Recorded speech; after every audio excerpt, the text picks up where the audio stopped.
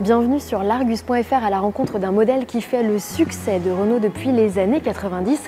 C'est la Twingo, celle que l'on surnomme affectueusement la grenouille, s'est écoulée à plus de 4 millions d'exemplaires au fil de ces 3 générations et la moitié uniquement pour la Twingo 1. Alors cette success story n'est pas près de s'arrêter puisque le constructeur présente aujourd'hui la 4e génération de cette mini citadine qui sera lancée au printemps 2026. Après les R4 et R5, le constructeur relance un modèle iconique de son catalogue, donc cette Twingo. Et cette version de série est très proche du concept que l'on avait pu découvrir en janvier 2025 lors du salon de Bruxelles. Comparé à la mini citadine de première génération, on retrouve tous les gimmicks et le même design monovolume. La Twingo 4 affiche un style tout en rondeur dans l'esprit du modèle originel. La calandre esquisse le même léger sourire et cette nouvelle génération reprend également le regard espiègle de son aïeul, ici caractérisé par des feux de jour à LED en forme d'arche. Les projecteurs sont eux encapsulés dans un bandeau noir. Le capot est toujours très court et le pare-brise très incliné. La Twingo affiche ainsi un excellent SCX de 0,656. Ultime détail emprunté à la Twingo de première génération, rappelez-vous de ces aérations qui se trouvaient sur le capot. Alors ici, ils n'ont plus aucune utilité, mais Renault les a réinventées. Au moyen d'une petite clé, il suffit d'ouvrir la trappe centrale et on accède ainsi directement au réservoir de lave-glace. Il suffit juste ensuite de le refermer. Alors c'est du plastique, ce sera sensible aux rayures. Il faudra quand même faire attention à chaque fois qu'on utilisera cette petite clé. En revanche, les poignées de porte en 2001, clin d'œil à la Twingo originelle et aperçue sur le concept de janvier 2025, n'ont pas passé le cap de la série. Un détail esthétique sur cette Twingo, c'est l'absence de lécheur de vitre. Alors en fait, il y a bien des lécheurs de vitres, c'est juste qu'ils ont été masqués ici par la carrosserie, ils sont cachés, ça donne un peu plus de cachet au véhicule. On retrouve sur cette Twingo les vitres oblongues qui ont marqué la première génération. Et puis il y a ici sur la partie arrière cette pièce en plastique qui a 2 fonctions. Alors la première, c'est de casser un peu le design pour pas qu'on ait un effet de tube sur le véhicule. Et puis la deuxième fonction, c'est de l'aérodynamique. Ça permet de canaliser le flux d'air au même titre que cette petite oreille. Et au-delà de la fonction, ces petites arêtes, elles ont aussi un côté un peu sympa esthétique puisque quand on regarde la Twingo de l'arrière, on a l'impression de suivre un petit diablotin. Les feux arrière ont une forme similaire à ceux de l'avant, notez qu'ils resteront toujours allumés. Dans le bandeau noir, sous l'arche, se cachent les feux stop, les clignotants, le feu de recul à droite et le feu de brouillard à gauche. Sur le haillon, le nom Twingo est écrit au moyen d'un alphabet spécialement développé pour le véhicule. Seules les versions Techno profitent d'une antenne requin, la version Evolution, finition d'entrée de gamme, hérite d'un fouet. Au chapitre dimension, la Twingo s'allonge, elle mesure 36 cm de plus que la première génération. Comparée à la Twingo 3, l'actuelle, elle passe de 3,62 m à 3,79 m, soit 17 cm de plus. L'empattement reste fixé à 2,49 m. La citadine de nouvelle génération repose sur la plateforme Ampere Small, la même que les R4 et R5. En revanche, elle n'hérite pas du train arrière multibras et reprend celui adapté d'un Captur. Les roues sont ici de 18 pouces, un gros diamètre, pas forcément terrible pour le confort, mais rassurez-vous, de série, la Twingo 4 hérite de roues avec enjoliveur de 16 pouces. La Twingo 4 est un peu plus large que sa devancière, elle est surtout moins haute, 1,49 m. Alors malgré le design, on va voir ce que ça donne au niveau de l'habitabilité. Ah oui, et au fait, vous l'avez vu, ici, il y a bien une 5e porte. Venez à bord. Bienvenue à bord de cette nouvelle Twingo avec ses 2 sièges indépendants qui coulissent sur 17 cm. Une vraie innovation, ça permet à la fois d'augmenter le volume de coffre ou bien d'offrir davantage d'aisance aux passagers installés à l'arrière. On a des sièges qui sont un peu fermes, une banquette qui est un peu courte, qui ne maintient pas forcément très bien les cuisses, mais bon, ça reste une citadine. On a des dossiers de sièges qui peuvent s'incliner plus ou moins 2 degrés. On a peut-être un inconvénient autre que cette banquette un peu courte dont je vous ai parlé, c'est ce plancher qui est assez haut. Il y a la batterie qui se trouve juste en dessous, mais du coup les pieds sont assez rehaussés et donc on ne fera pas forcément des kilomètres à l'arrière de cette voiture. Les passagers les plus grands trouveront certainement la garde au toit un peu juste et regretteront que le pavillon obstrue leur champ de vision. De petits désagréments bien vite oubliés au regard de l'excellente habitabilité offerte par cette Twingo. On a parlé des sièges coulissants qui sont à la fois modulables depuis l'habitacle, mais également ici, depuis le coffre. Donc on obtient un volume de coffre qui oscille entre 260 et 360 litres selon la position des assises.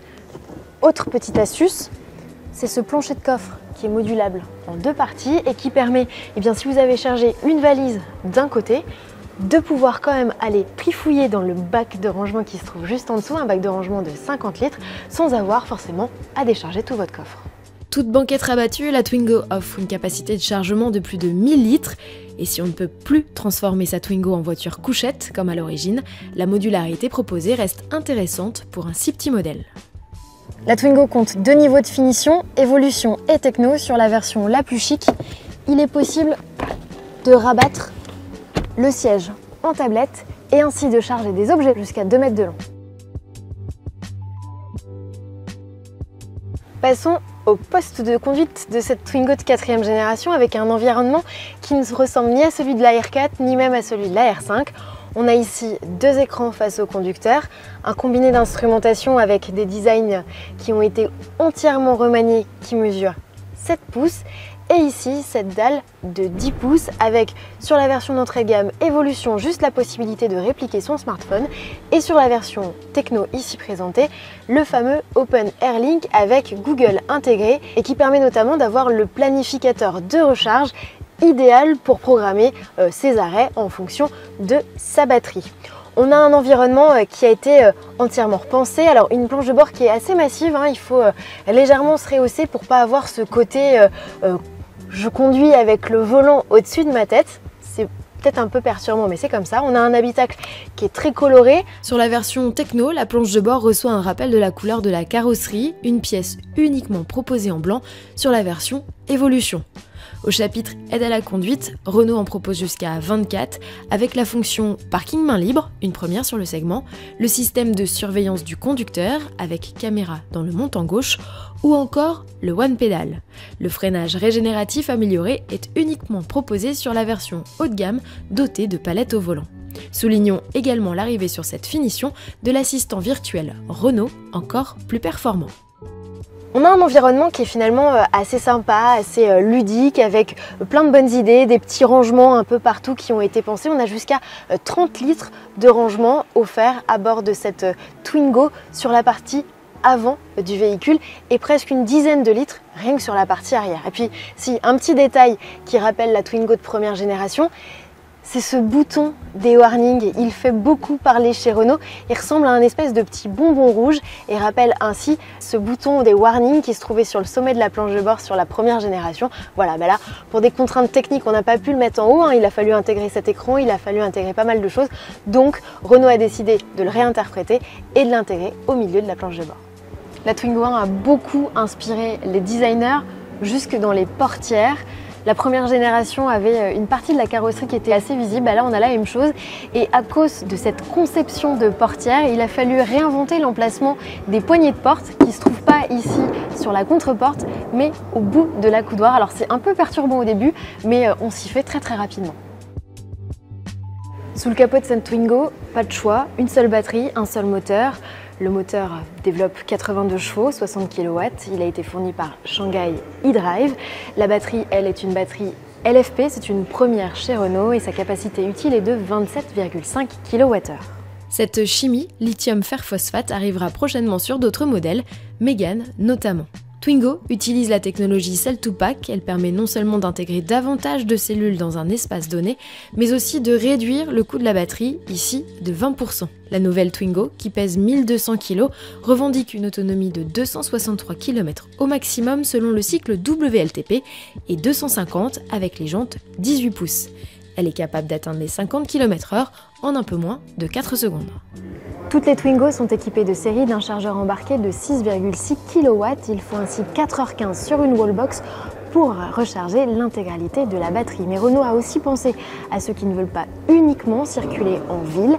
Donc pour un usage périurbain, une option est disponible, elle s'appelle Advanced Charge, ce qui permet d'avoir un chargeur embarqué de 11 kW et surtout l'accès à la charge rapide de 50 kW. Ainsi équipé, il ne faut plus que 2h35 pour récupérer 80% de la batterie au format AC et 30 minutes sur le format DC.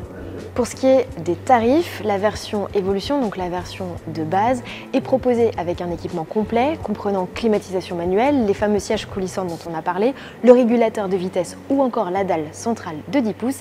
Et là, le ticket d'entrée est fixé à moins de 20 000 € hors aide gouvernementale. La finition Techno, l'unique niveau supérieur, devrait s'afficher autour des 22-23 000 €. La Mini Citadine n'est proposée qu'avec 4 teintes de carrosserie, rouge absolu, vert absolu, le même que le concept, jaune mango et noir étoilé. Une offre réduite, c'est aussi la clé pour afficher des prix compétitifs. En outre, Renault a dû repenser en profondeur ses méthodes de conception et d'industrialisation. Le constructeur a notamment sollicité son centre de R&D en Chine pour toute la partie supérieure du véhicule, tandis qu'Ampère, sa filiale spécialisée dans le véhicule électrique, a apporté la plateforme, développé tous les systèmes électroniques, la partie logicielle et multimédia, ainsi que les aides à la conduite. Au final, il n'aura fallu que 2 ans à Renault pour réinventer la Twingo. C'est tout simplement le modèle le plus rapidement développé de l'histoire de la marque. Cette Twingo E-Tech sera fabriquée en Europe, dans l'usine slovène de Novo Mesto. Elle rejoindra les concessions au printemps 2026 et le carnet de commandes ouvrira lui dès la fin de l'année 2025. Pour Renault, c'est un pari que de lancer ce modèle, cette Mini Citadine, sur un segment qui ne représente que 5% des parts de marché. Mais voilà, de nombreux petits modèles plus accessibles vont venir booster ce créneau, un créneau qui est aujourd'hui largement délaissé par les constructeurs européens. On espère que cette vidéo vous a plu, on vous invite à vous abonner à notre chaîne YouTube pour être toujours plus informé de l'actualité auto et on vous dit à très bientôt pour de nouveaux contenus en vidéo. Ciao!